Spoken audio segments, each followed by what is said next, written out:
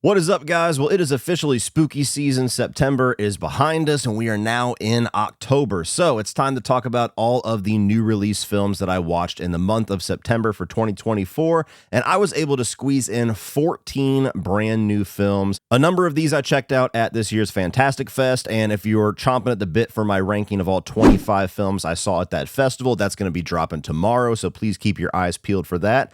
But September overall, not a bad month. I do have a couple of movies at the bottom that really didn't work for me, but 11 of these 14 I would actually give a recommendation to, so can't complain about that. Starting off at number 14, my least favorite new release film that I saw in September was Megalopolis, and I'm actually impressed that I was able to say that title the right way. Every time I have talked about this movie over the last couple of weeks, I keep saying Megalopolis, which sounds like a pornographic dinosaur. And look, this is a movie that I had extreme skepticism that was going to be for me, but I was morbidly curious what this was. I didn't know the plot of it. I never watched the trailer. All I knew was all of the controversy that continued to come out about this, about how Francis Ford Coppola was apparently behaving on set, and the fact that he had to self-fund it himself because nobody wanted to touch it with a 10-foot pole. And the way that they had that trailer come out with all of the fake quotes, just a very weird rollout for a film. And so I eventually checked this thing out a couple of days ago, and yeah, I don't get it. Look, do I want to live in a world where artists on the level of Francis Ford Coppola can continue to make whatever the hell they make as long as they get it funded somehow? Sure, because they might give us something brilliant. I mean, this is the guy that gave us the Godfather films and Apocalypse Now and a number of others that are hailed as being some of the greatest films of all time. I never want that person to stop making movies. But there's also something to be said about an artist that is left unchecked. Now, he funded this thing himself, so can't really bitch about him doing whatever the fuck he wanted with this movie now that he's actually putting his money where his mouth is with this one. But I just don't know who this movie's for. I mean, it is such a gigantic mishmash and just a fucking clusterfuck of all these different ideas that I don't think really come together. I mean, it's kind of a modern version of the Roman Empire film. It's also a film about politics. It's also a film about striving towards this utopian society where we live in harmony and sing Kumbaya. There's a heavy supernatural sci-fi element in there that kind of goes unexplained. Like, they basically threw everything at the fucking wall, and they covered their eyes and said, you know what? I think all of it stuck. That's what you saw, right? So the basic premise of this film is that you have this city called New Rome where everybody really acts like they did in the Roman times. They dress that way, most of which Shia LaBeouf. And you have Adam Driver as this businessman, this mad scientist that has created some new element that you can build things from. And so he is trying to get this city to agree to basically tear down all of New Rome so that he can build what he calls Megalopolis, which is this utopian society that is going to be, in his mind, better for everybody moving forward in time. And so it's a movie about him trying to get that supported and get that done while having Giancarlo Esposito as the mayor of New Rome heavily opposed to that. And there's a lot of betrayal and family shit and politics in between all of that. And it's just fucking weird. Like, from scene to scene, the tone and the approach of not only the acting, but just the visuals of what you're going for really don't have much connective tissue. I mean, there's a scene where you're looking at somebody that is basically the new modern version of Julius Caesar in the same frame as Elvis. It's bizarre. Now, is it one of those bizarre movies that you can't quite take your eyes off of?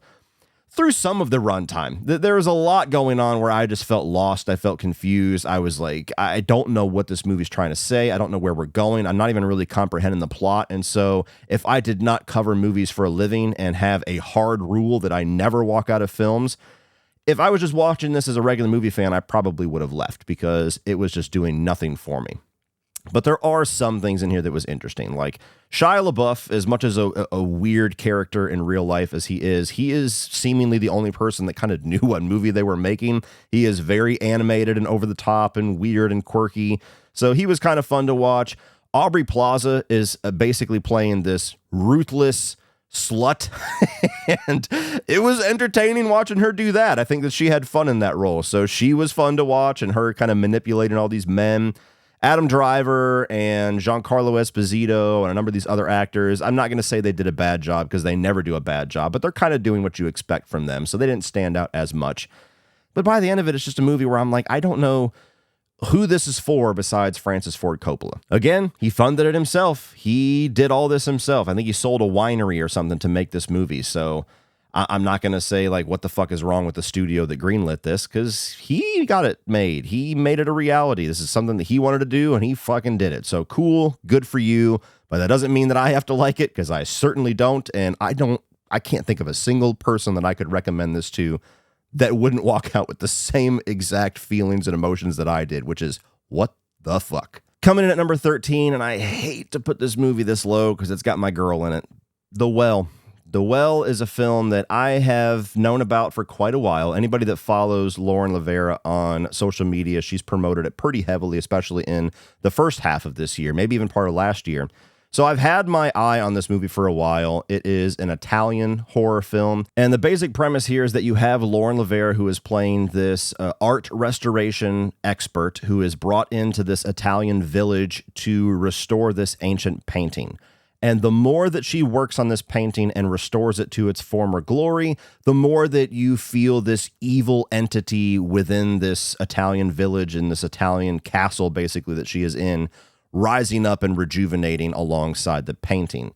And that's a really interesting premise. So I've always been curious what this movie was going to be.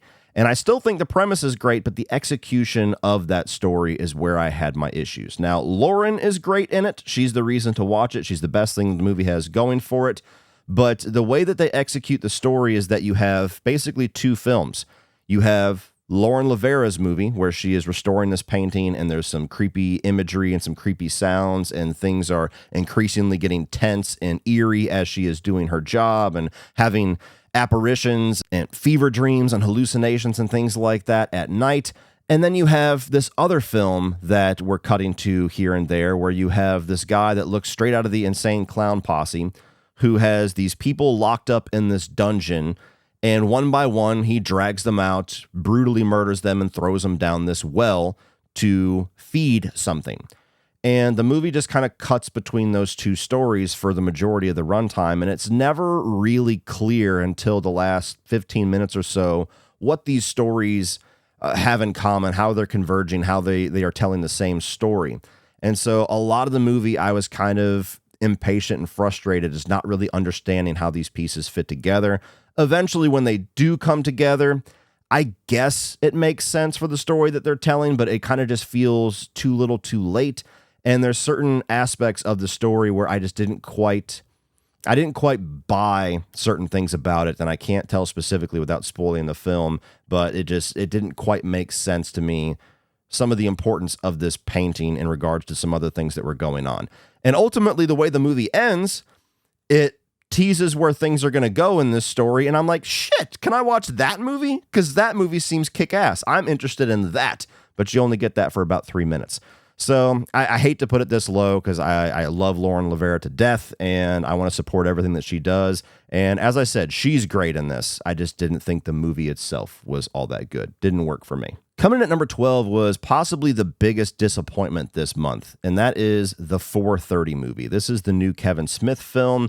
I didn't really see it get advertised much, and even when I told some of my friends about the movie afterwards, they're like, I've never even heard of this. Kevin Smith has a new movie out. And this thing seemed like it could not have been more for me.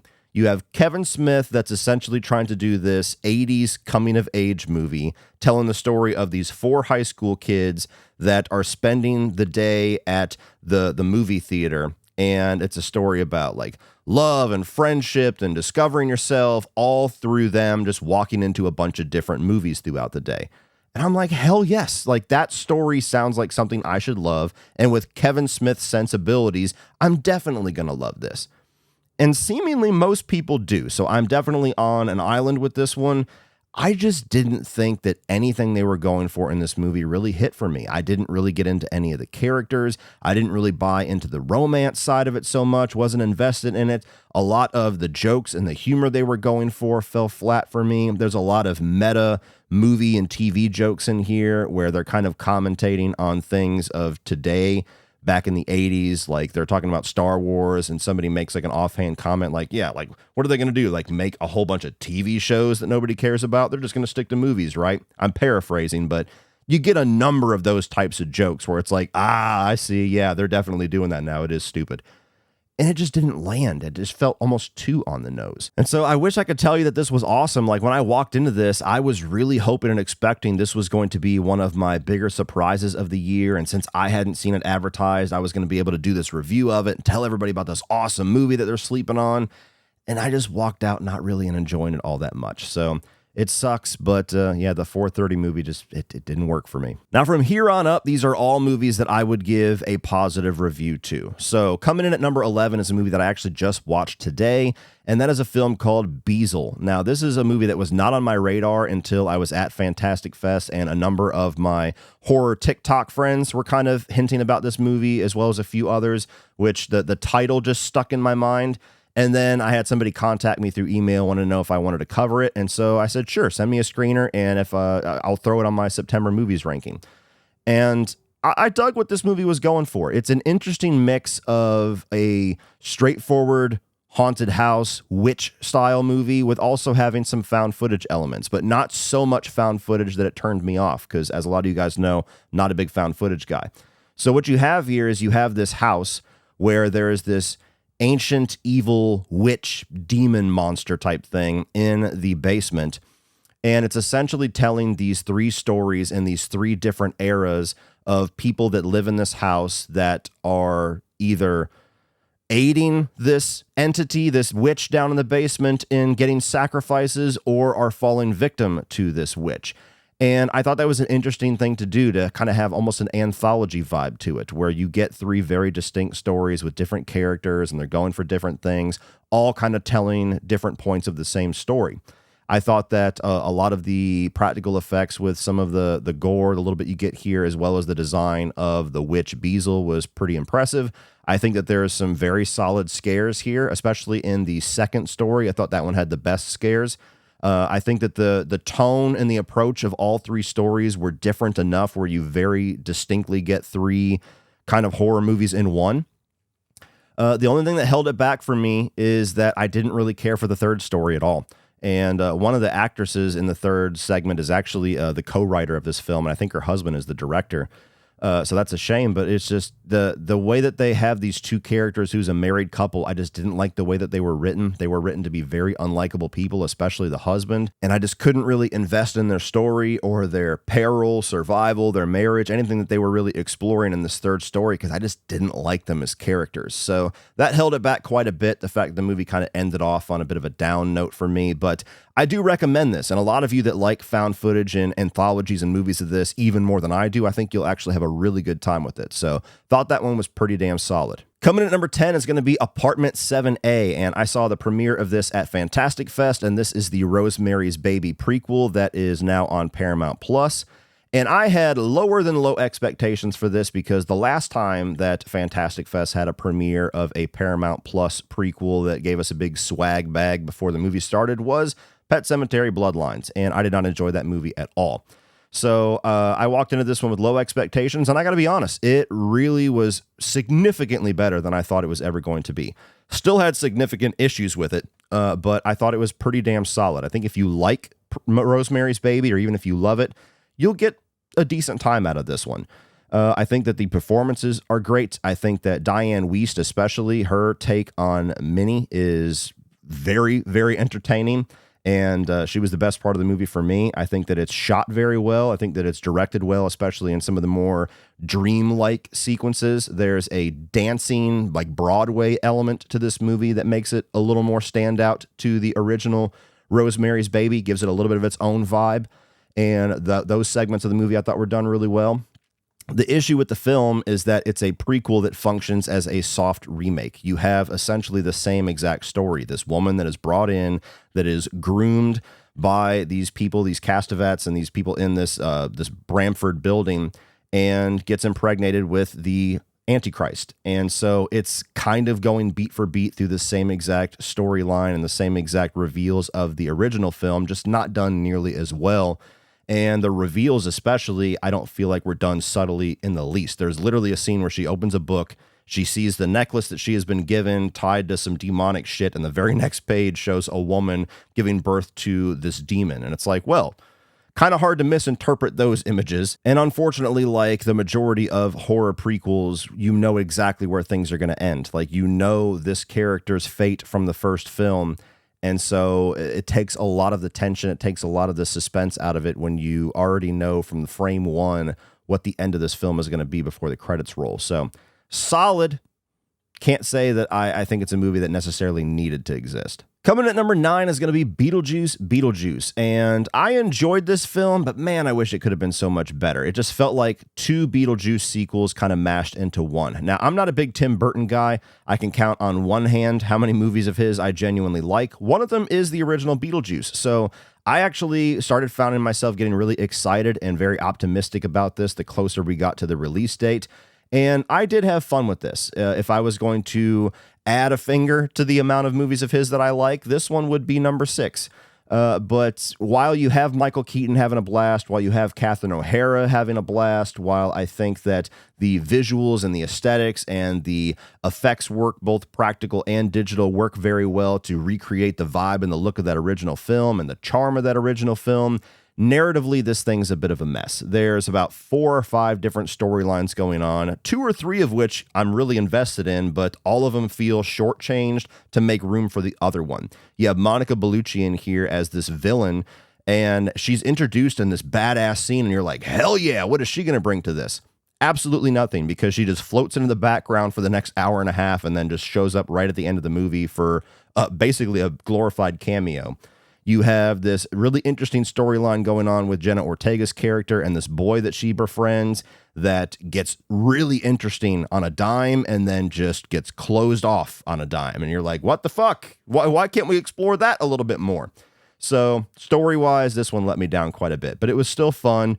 It was still an enjoyable time to take my family to the theater, and I could see myself rewatching this one. Coming at number 8 is a film called A Different Man. Now, I saw the premiere of this at Fantastic Fest, and it is in theaters, but seemingly very select cities. So this one might be difficult for some of you guys to find until it comes to VOD, but this is a drama from A24 starring Sebastian Stan, and it's essentially telling the story of this man who was born with these extreme facial deformities, and so he's very insecure, he's very nervous, he's very scared, even in the presence of a woman who seemingly really likes him. He just can't really get out of his own insecurities, and so he undergoes this experimental treatment to try to aid in getting rid of some of these deformities, and miraculously it gets rid of all of them, and it turns him into what Sebastian Stan typically looks like. Fucking good-looking dude.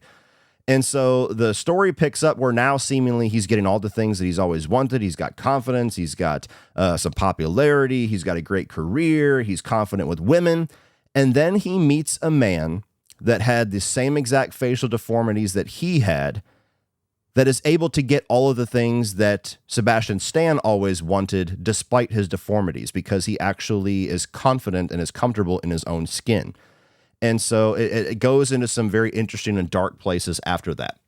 But that's the basic setup of the film. And what I really liked about this is really what it stands for, what the story is going for, which is life will often reward you for being comfortable in your own skin. You can only succeed truly if you love yourself, if you acknowledge yourself versus constantly wanting things to be different or wanting to be somebody else. And so it very much shows some very extreme ways how loving yourself will reward you in life, while hating yourself will set you up for a lot of failures. And so I just thought it was a really kind of profound way and an interesting way to tell that story and to explore that theme. I thought Sebastian Stan was great. You also have Adam Pearson in here as Oswald, the man that Sebastian Stan meets, who is getting all the things that he always wanted. And he is great and is very charming and funny. He was before and after the film as well in the actual theater that I saw this in.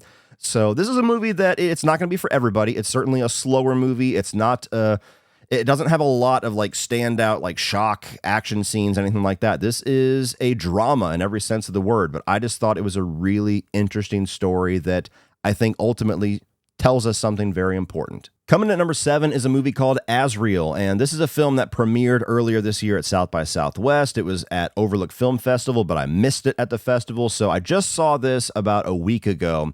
And it's a really interesting post-apocalyptic horror flick where you have Samara Weaving, who is playing the titular character of Azrael, and it is in a world where the rapture has already happened. And I got to apologize quickly because in my review, even though I stated I'm not a very knowledgeable person when it comes to the Bible and religion, I kind of misspoke. So the rapture, in my review, I said it's people who are worthy are brought up to heaven.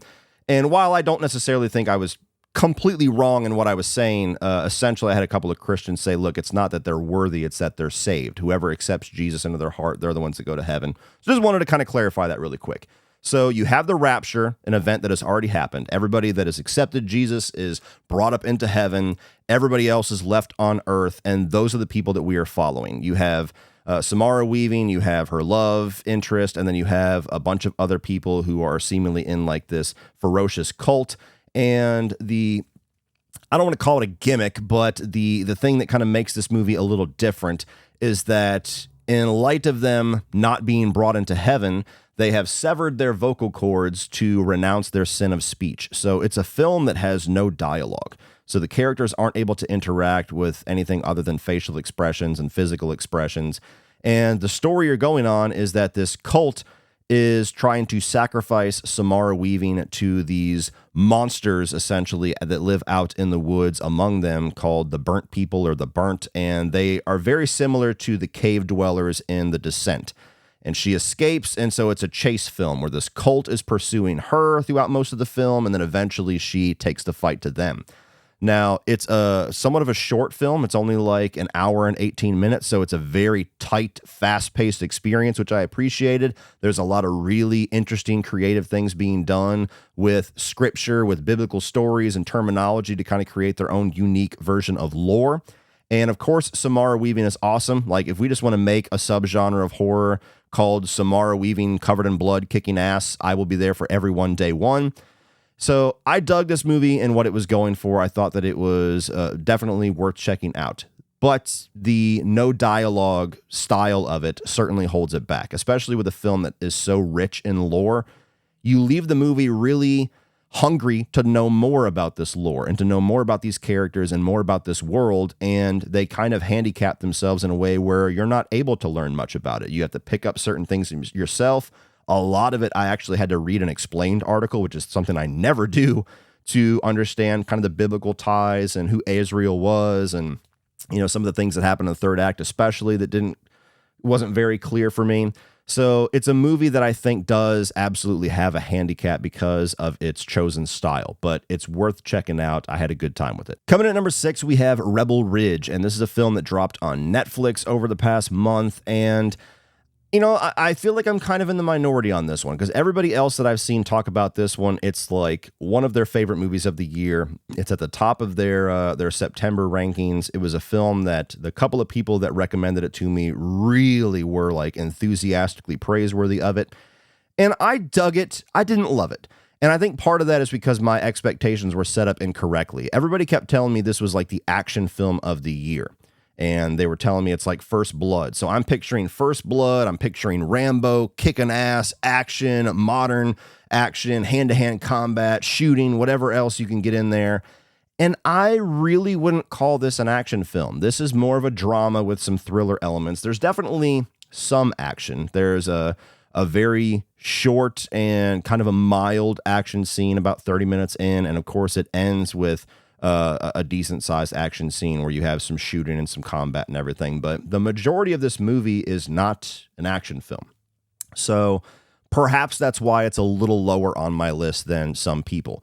But you have this film where you have this veteran who goes into town, immediately encounters these corrupt cops, hence the comparison to First Blood.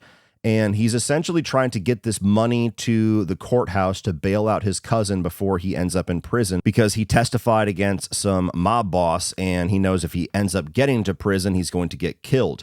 And so it very much has this ticking time element to it in the first act. But very quickly in the movie, after about 30 to 40 minutes, his motivation changes to something else. And I just didn't feel like the rest of the movie was nearly as intense, nearly as engaging, nearly as interesting as the first act. It still held my attention. I still think that the star of the movie was very good. I love Don Johnson when he plays bad guys. So I was very much entertained.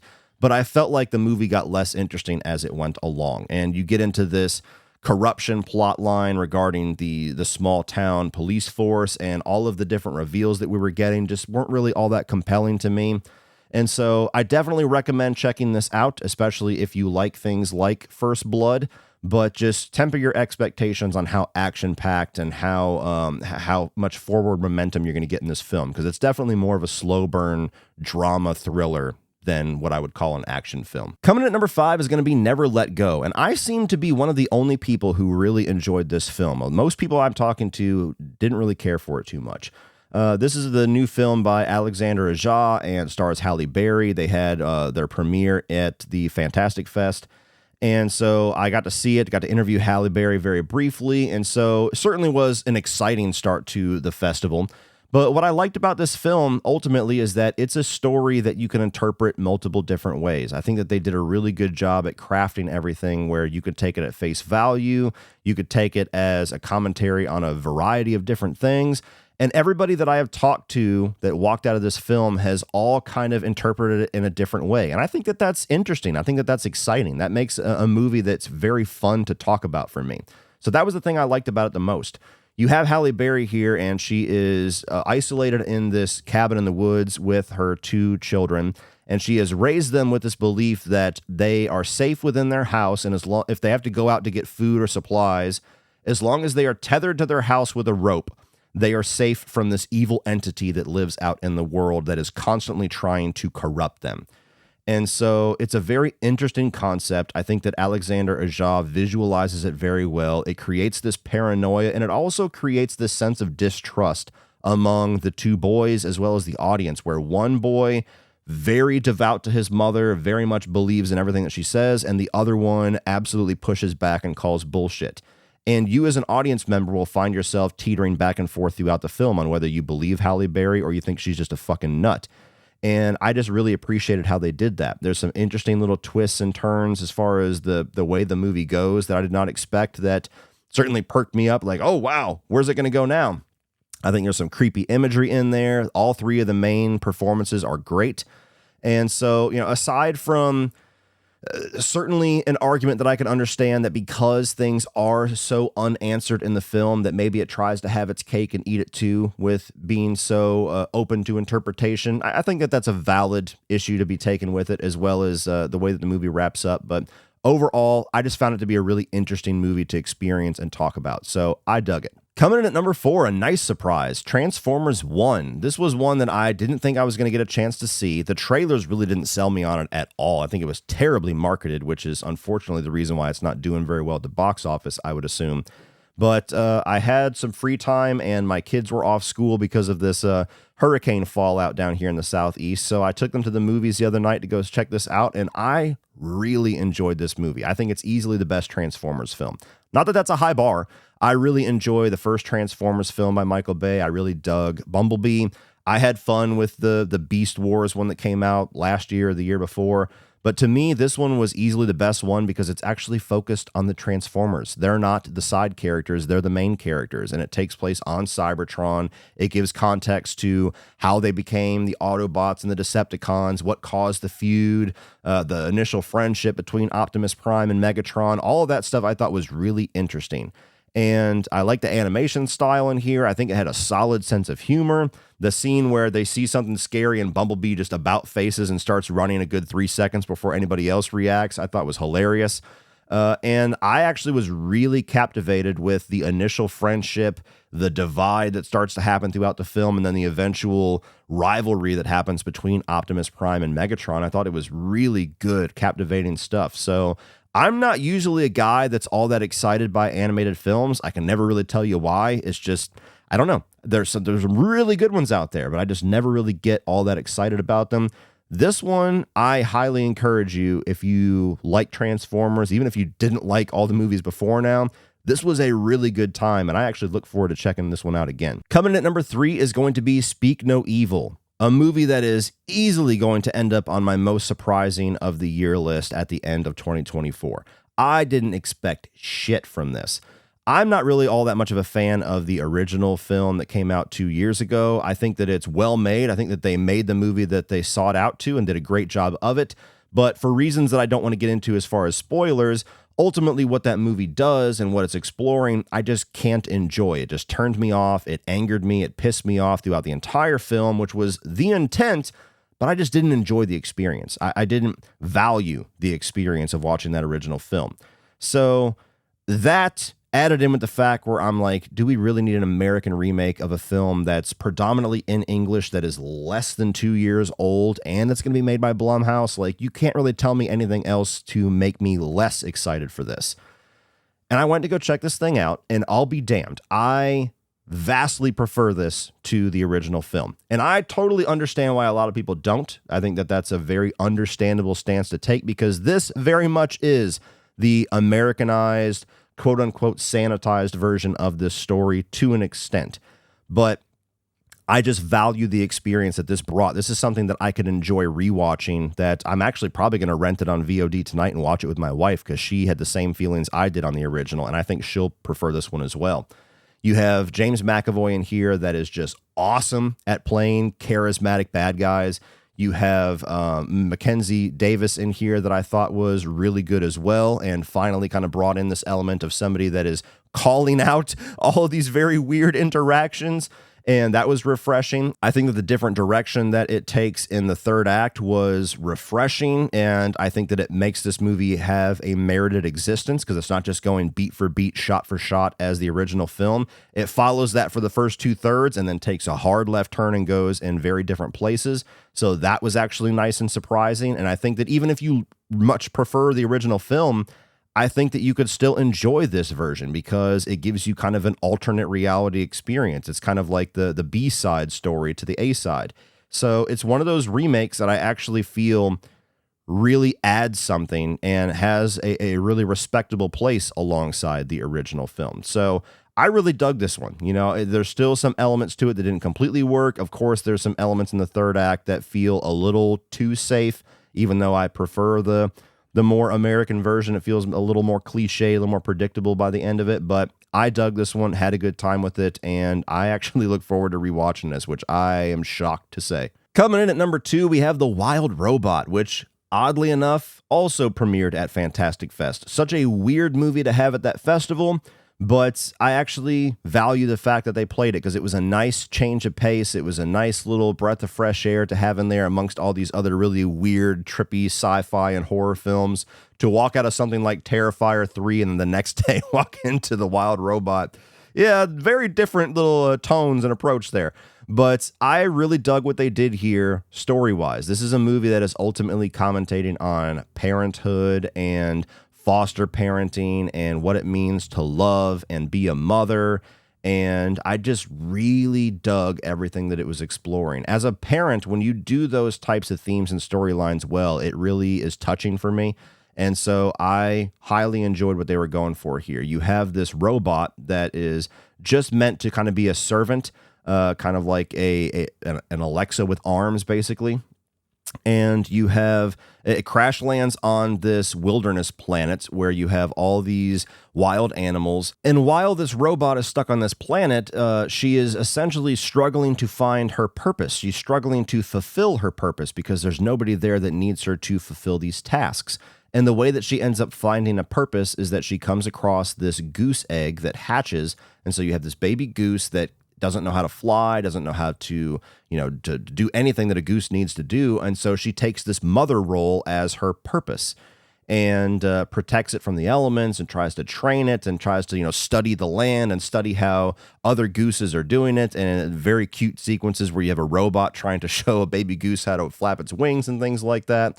And then, of course, eventually the company, the technological corporation that housed this robot and sent it there starts to come for it, and so then she has to protect the forest from this company. And so it's just a really, really good story, and the animation is great. There's some really touching moments. There's some really funny moments. There's some great voice acting.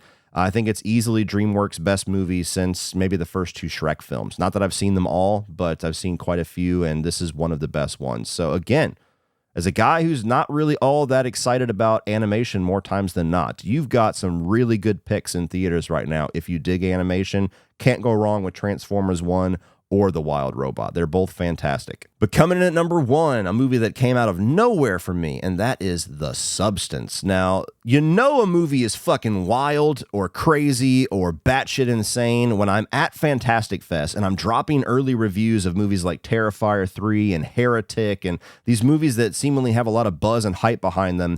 And the most popular comment that I'm getting consistently for about 4 days in a row is, yeah, cool, but when are you going to review The Substance? And so we actually took a morning off of the festival, me and Uncle Sean, and went to go check this out at a separate theater before starting like day 5 or so at the festival to check this thing out, to figure out what the hell is this movie that everybody's chomping at the bit to hear our thoughts on. And holy shit, I get it. This thing is nuts. This, to me, is an instant body horror classic. It is easily the most bold and daring and, even though it's an overused term, fearless thing that Demi Moore has ever done in her career. What you have here is a film that is exploring the unattainable beauty standards in Hollywood primarily, but just in society, and it takes the most wild, fucked up, grotesque look at that. You have Demi Moore here, who is playing this aged actress who is kind of being phased out of Hollywood, that doesn't really get roles anymore. And she's approached to try this experimental substance, this drug, where if she injects herself with it, it's going to duplicate all of her cells, and it's going to spawn this younger and better version of herself out of her body. And then her and this younger self swap consciousness every 7 days. So there's these rules, there's these timelines that you have to follow with this arrangement, otherwise there's going to be consequences. And so you have the younger self that starts to get a little intoxicated and hungry with this new formed attention, this new revitalized attention that she has as a sex symbol and as this, the face of Hollywood. And so she starts to bend and break the rules a little bit, and poor Demi Moore starts to transform as this happens. And as much as it feels like I'm telling you a lot, I am scratching the surface on what this movie has in store for you. So story-wise, I thought it was brilliant. Visual-wise, it is just wild. Like, it almost has like a Stanley Kubrick vibe to it in a lot of ways. You have a lot of very direct visual callbacks to The Shining in my mind, with these long hallways. Acting-wise, Demi Moore, as well as fucking Dennis Quaid, was wild in this. Just absolutely disgusting and scumbag character that I thought was hilarious, as well as Margaret Qualley, who's playing the younger version of Demi Moore, does a fantastic job. And the effects work on the body horror segments here are just outstanding. Every time something happens that is so fucking gross and out there, where you're like, oh, okay, this is the scene that everybody's talking about. This is the reason why they wanted me to check this out. Yeah, 10 minutes later, there's something 10 times worse. And it just continues that trend all the way up until the movie closes. So this is just probably the most wild, batshit insane thing that I've seen all year. Came out of absolutely nowhere, and I thank all of you for pestering the living shit out of me while I was watching 3 to 4 movies a day at this festival, because had I not seen this film, I would have felt like I was missing out. So hell yes, this is a movie that we're going to be talking about for a very long time. Well, that's it for this one, guys. That's September 2024 for you. If you enjoyed that, click over here for all of my 2024 new release reviews, as well as a playlist of all of my month wrap-ups for the year thus far. And if you like this, like, share, hit that subscribe button so you don't miss everything in the future, including that Fantastic Fest ranking that will drop tomorrow. So please check all that out. And as always, remember, opinions are like assholes, but that doesn't mean you have to be.